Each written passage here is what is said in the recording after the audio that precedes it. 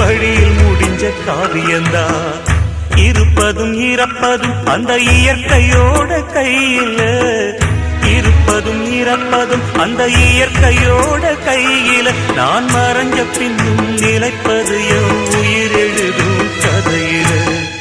சந்திரனே சூரியனே நட்சத்திர நாயகனே, சந்திரனே சூரியனே நட்சத்திர நாயகனே.